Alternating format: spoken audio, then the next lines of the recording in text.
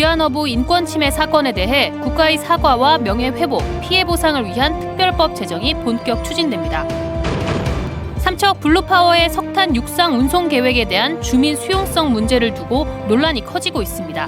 상당수 주민들이 반대한다는 여론조사 결과가 공개됐습니다. 신경호 교육감이 지난해 지방선거에서 불법 선거운동을 하고 뇌물을 수수한 혐의로 재판에 넘겨졌습니다. 해수욕장 관리법이 개정되면서 지자체에 알박기 텐트 단속권이 생겼지만 권한이 별로 없어 반쪽짜리라는 불만이 커지고 있습니다.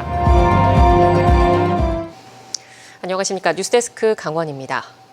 한국전쟁 이후 바다에서 조업 중에 납북됐다 돌아와 간첩 누명을 쓰고 고통받은 납북 귀환어부 사건 해결을 위한 특별법 제정 추진위원회가 출범했습니다.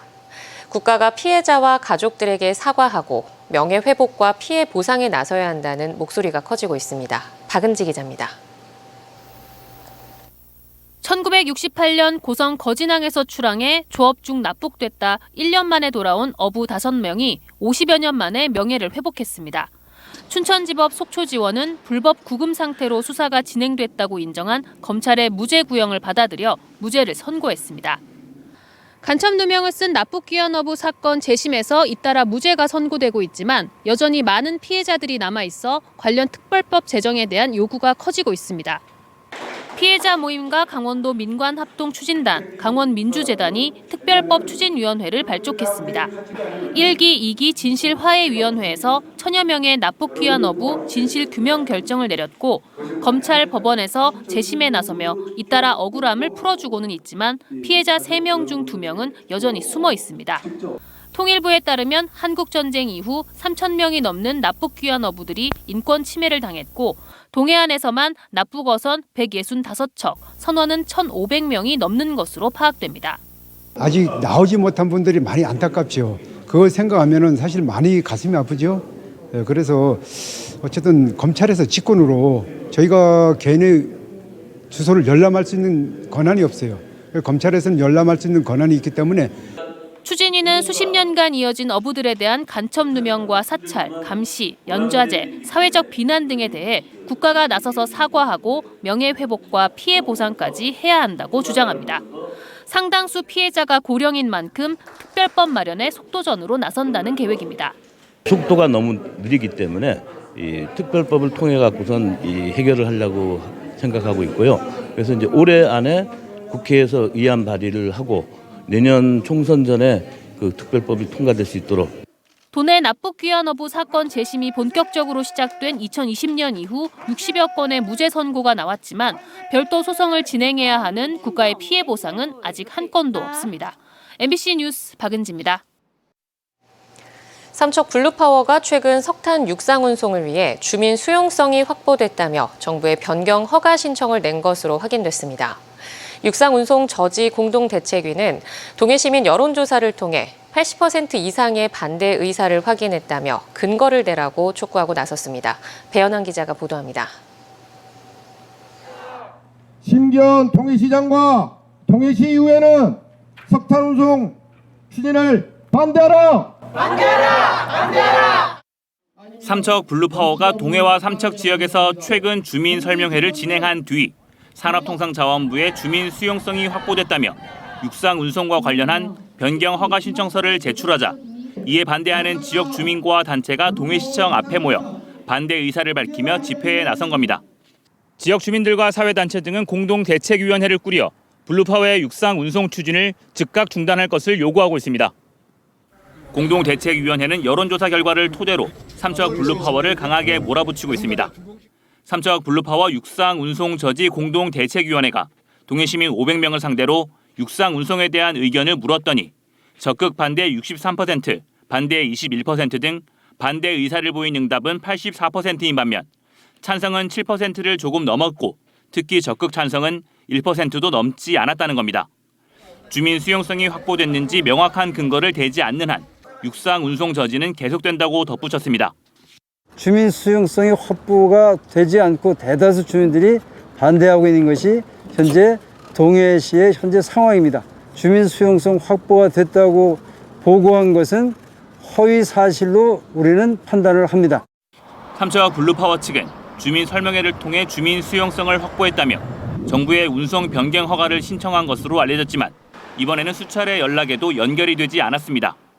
한편 이번 여론조사는 삼척 블루파워 육상운송 저지 공동대책위원회가 모노 커뮤니케이션즈에 의뢰해 만 18세 이상 동해시 주민 500명을 대상으로 지난 24일과 25일 유선전화 ALS를 통해 실시했습니다. 표본 오차는 95% 신뢰 수준에 플러스 마이너스 4.2%입니다. MBC 뉴스 배현환입니다. 신경호 교육감이 결국 불구속 기소됐습니다. 검찰은 불법 선거운동 사조직 설립 혐의뿐만 아니라 당선되면 공직 임용이나 관급공사 참여를 대가로 금품도 수수했다며 기소 이유를 밝혔습니다. 이승현 기자가 보도합니다. 지난해 교육감 선거 과정에서 불법 선거운동 혐의를 받았던 신경호 교육감이 불구속 기소됐습니다.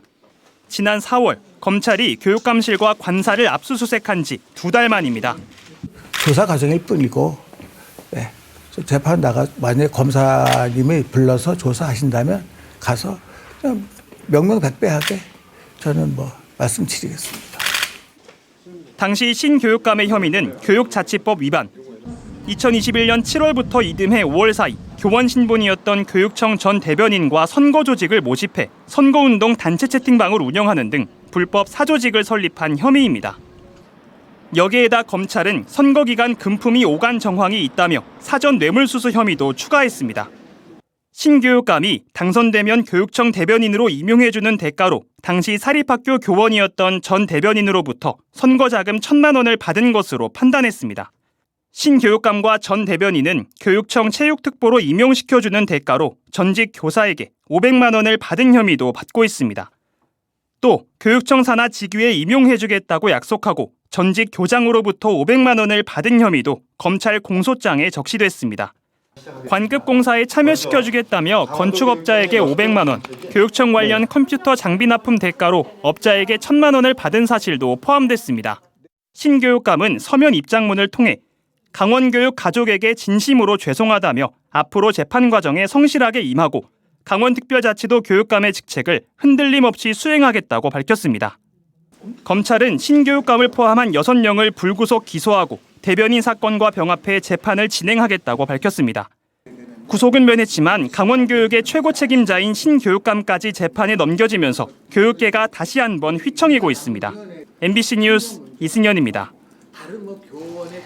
해변이나 피서지에 오랫동안 쳐둔 일명 알박기 텐트를 오늘부터 강제 철거할 수 있게 됐습니다. 자치단체도 철거에 앞서 계도 활동을 시작했는데요. 하지만 텐트가 아니라 장기간 주차돼 있는 캠핑카에 대해서는 단속 권한이 없어 사실상 무방비 상태입니다. 이하라 기자가 취재했습니다.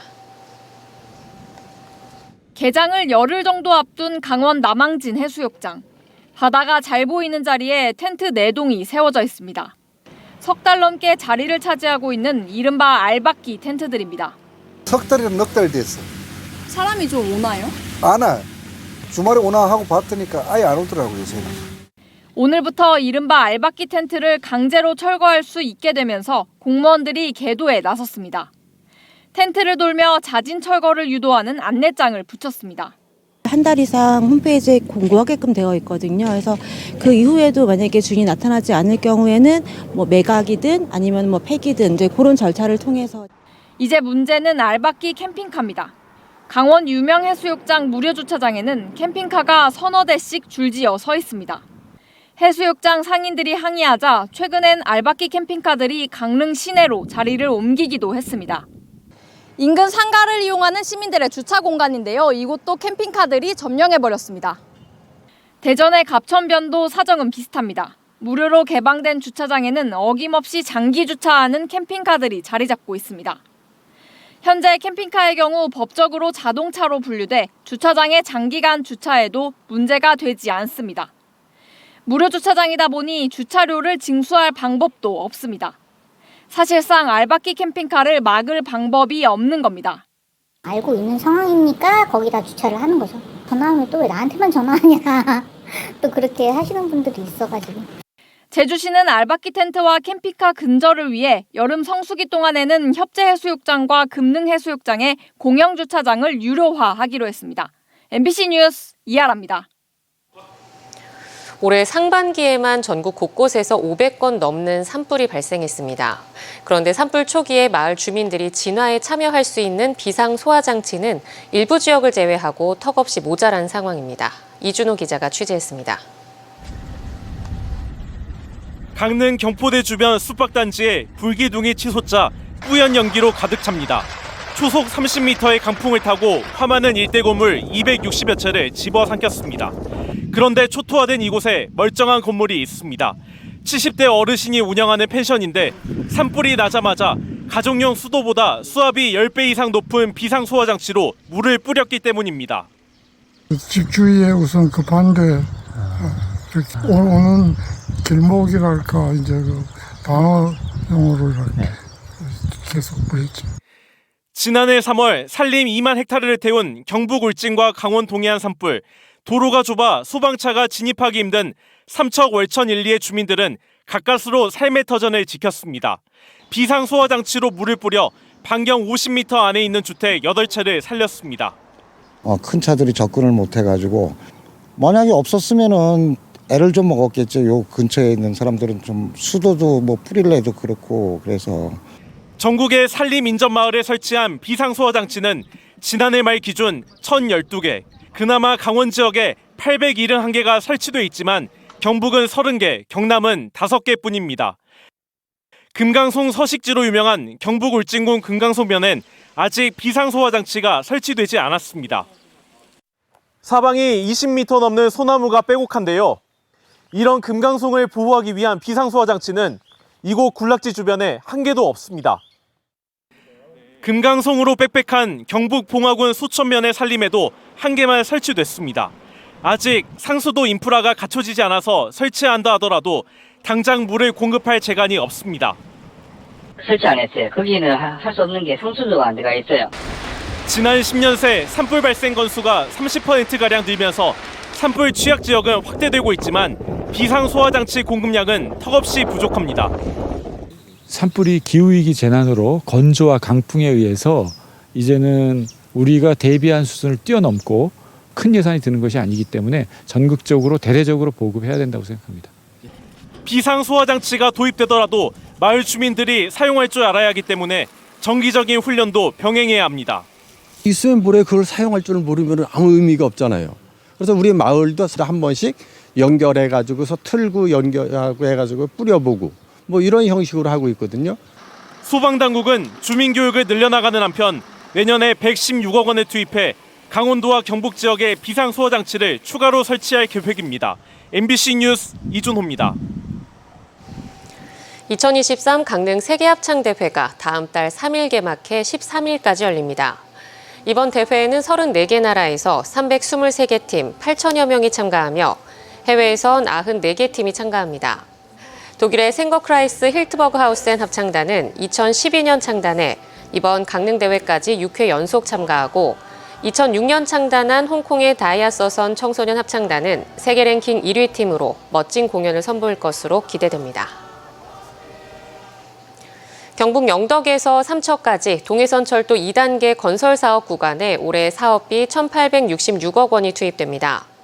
국가철도공단과 삼척시 등에 따르면 영덕에서 삼척까지 132km 구간에 올해 모두 1,866억 원이 투입돼 노반과 궤도, 시스템 등의 공사가 진행되며 2024년 4월부터 시설물 검증 시험과 영업 시운전이 시작됩니다. 철도공단은 당초 2020년에 해당 구간을 개통하려 했지만 수차례 미뤄 2024년 말로 개통 시기를 늦췄습니다. 이 구간이 개통되면 포항에서 삼척까지 이동 시간이 55분으로 줄어 현재 버스 운행 시간보다 2시간 15분 단축될 전망입니다. 대형 화재로 피해를 입은 속초 청년몰이 사실상 재건되기 어려울 것으로 보입니다. 속초시에 따르면 화재 피해를 입은 청년몰 상인들이 재건축 후 재입점이나 영업할 대체 공간 등을 요구하고 있지만 중소벤처기업부의 청년몰 조성 사업이 지난해로 종료됐고 속초시도 청년몰을 재조성하거나 유사 사업을 진행할 계획이 없다고 밝혔습니다. 대신 청년 상인들에 대한 융자와 이자 지원, 시설비 지원 등을 추진하고 속초시에서 가입한 지방행정공제회를 통한 보상이 가능할지를 법적 검토하고 있다고 덧붙였습니다. 강원 남부 지역 현안 사업에 특별교부세 94억 원이 확보됐습니다. 동해 태백 삼척 정선 이철규 의원은 동해 어달해변 위험도로 개선을 비롯해 태백 고원 힐링 캠핑장 조성, 삼척 도계 전두교 개축 공사와 정선 자미원교 교량 보수 보강 등에 모두 94억 원의 특별 교부세를 확보했다고 밝혔습니다. 이철규 의원은 지난해 12월 94억 원에 이어 다시 특별 교부세 94억 원을 확보했다며 앞으로도 지역 발전과 주민 체감형 예산 확보에 최선을 다하겠다고 덧붙였습니다. 정부가 디지털타운 조성사업 대상 지역으로 전국 9개 자치단체를 선정해 모두 75억 원을 지원하는 가운데 도내에서는 동해시와 인제군이 뽑혔습니다. 동해시와 인제군은 행정안전부 지원에 따라 지역의 교통 문제를 해소하기 위해 스마트 교통체계와 스마트 주차장 등을 도입할 수 있게 됐습니다. 디지털타운 조성 사업은 인공지능인 AI, 스마트 센서 등의 디지털 기술을 활용해 지역 현안을 해결하고 정주 여건을 개선하는 사업입니다. 참전 유공자에게 지급하는 참전 수당이 광역자치단체별로 크게 차이나는 것으로 나타났습니다. 국가보훈부에 따르면 6.25 전쟁 참전 유공자에 지급하는 참전 수당의 경우 17개 광역지자체 중 제주도가 월 22만 원으로 전국에서 가장 많고 세종 15만 원, 울산 14만 원 순인 것으로 나타났습니다. 강원도의 경우는 월 6만 원으로 전국 평균 9만 2천 원에 크게 못 미쳤고 가장 적은 지자체는 전북 2만 원, 전남과 충남이 각각 3만 원으로 집계됐습니다. 이상호 태백시장이 민선 8기 1년 시정운영 성과보고회를 열고 예산 5천억 원 시대를 열었다고 자평했습니다. 이 시장은 지난 1년 동안 예산 5천억 원 시대에 EMU 150 준고속 철도망 확충에 총력을 기울였고 7개 기업을 유치하는 성과를 거뒀다고 설명했습니다. 또 전국과 도단위 스포츠 대회 61개를 유치해 스포츠 산업도시로 도약할 수 있는 기반을 마련했다고 덧붙였습니다. 강릉시가 여름 피서철을 앞두고 숙박과 농어촌 민박, 음식업소 3,300여 곳에 대한 점검을 마쳤습니다. 강릉시는 이들 업체들에는 과도한 가격 인상을, 해변의 파티업소에는 위생적이고 건전한 놀이문화를 당부하는 한편 무신고 숙박업소 321곳을 폐쇄시켰습니다. 강원 뉴스 마칩니다. 시청해주신 여러분 고맙습니다.